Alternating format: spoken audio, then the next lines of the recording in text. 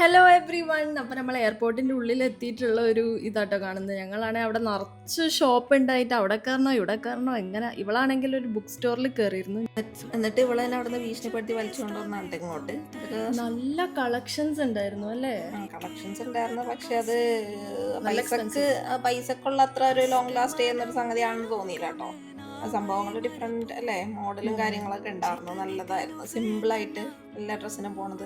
പിന്നെ ഇവിടെ ഇങ്ങനെ തെണ്ടിത്തിരിഞ്ഞ് ഞങ്ങളൊരു ടോയ്സിൻ്റെ സെക്ഷനിൽ പോയത് കണ്ടിട്ട് എനിക്ക് ടൈഗറിനെ തന്നെ ഓർമ്മ വന്നിട്ട് വളരെ ഇങ്ങനെ ഇരുന്നതല്ല, അവൻ്റെ ഒരു ഷെയ്ഡ് വന്നിട്ട് ഒരു ബ്രൗണും ഇതൊക്കെ.